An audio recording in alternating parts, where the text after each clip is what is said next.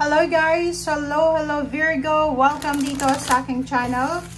Kapalaran 888 Virgo, alamin natin kung ng messages, vibration, gabay para sa inyo. Ito ay para sa lahat ng Virgo. Okay, so in general siya. Tingnan natin Virgo kung anong messages. Okay, first two cards tayo.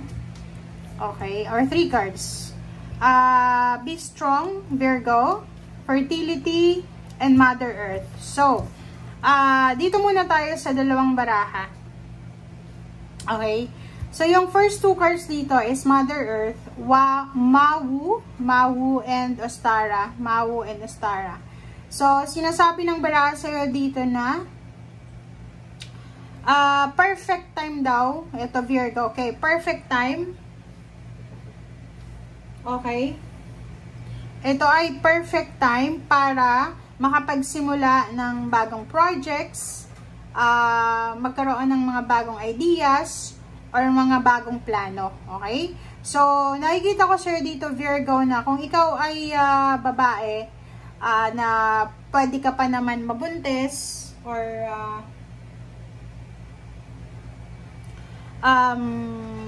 kung ano man ito, na like babae ka, tapos pwede ka pang mabuntis, plano mong magbuntis, dito sinasabi Virgo na this is the perfect timing. This is a perfect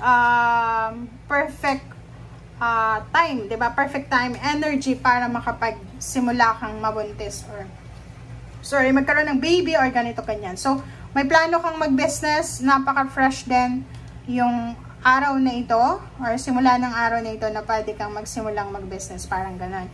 And be strong. Dito sinasabi na you are stronger than you think you are and your strength assures a happy outcome. So, wag tayong maging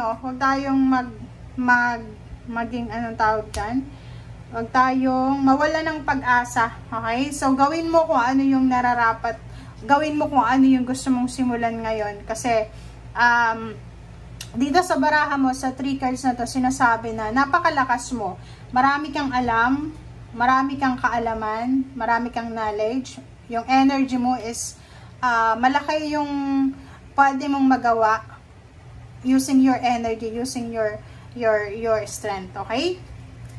Okay.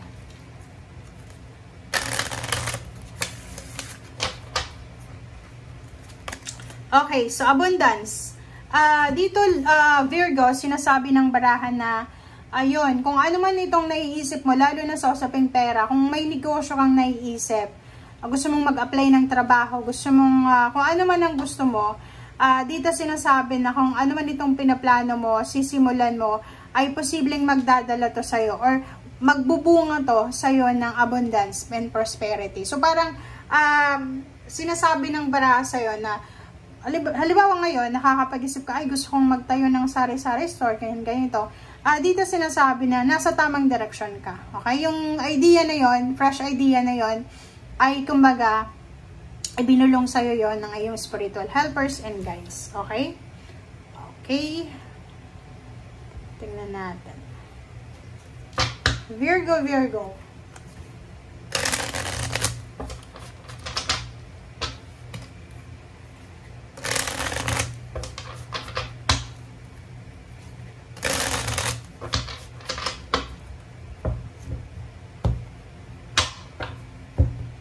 Okay, so 9 of Cups.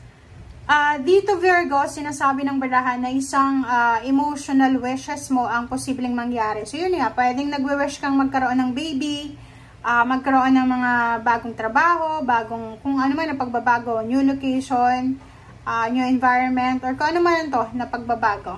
Okay? Okay. Next card natin is 3 of Cups. Yung 3 of Cups na to is all about celebration. So, may mga Virgo dito na magse-celebrate sila starting March 29 or pwedeng March 28 dahil sa emotional wishes or sa mga answered prayers na dumating sa kanila. Okay?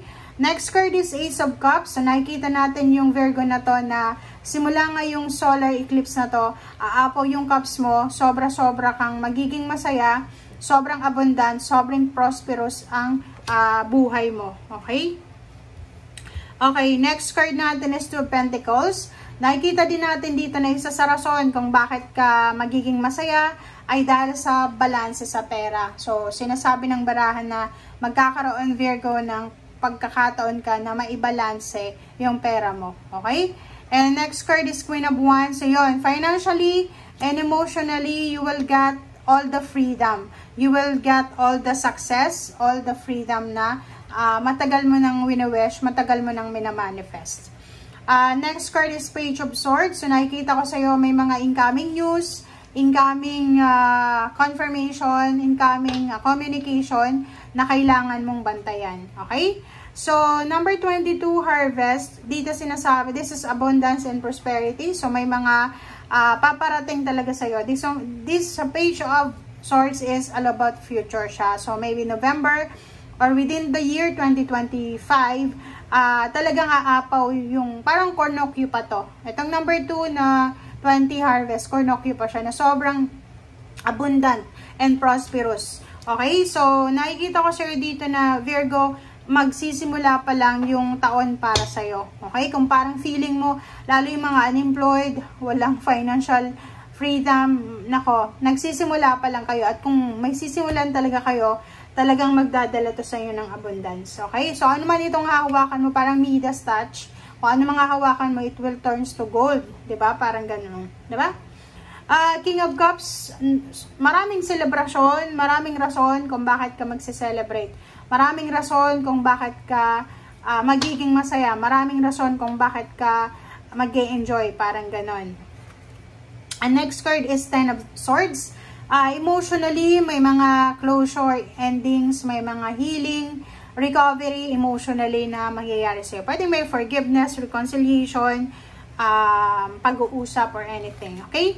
And next card is Five of Pentacles. Five of Pentacles all about money. So, yung money dito na sinasabi is parang sinasabi sa'yo dito na financially, makaka-recover ka sa mga financial burdens or sa kung ano man tong financial stressors na pinagdadaanan mo. Okay?